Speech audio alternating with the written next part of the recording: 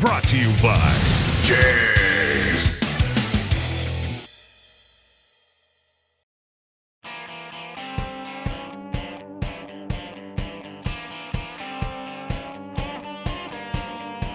The Wheel Well Toolbox from Dee Zee helps you store your tools while still giving you plenty of storage space in your truck bed.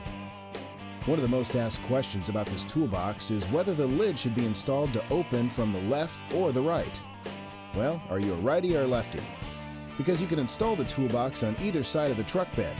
You can also install the lid to open either way, whichever is more convenient for where you want the toolbox. We'd also like to show you how easy it is to do the final install of the toolbox.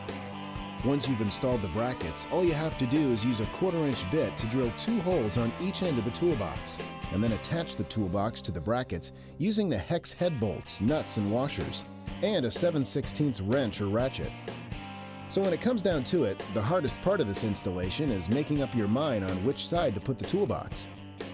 Brought to you by JEGS. Lifetime support. Complete customer satisfaction. Delivering performance since 1960. JEGS.com.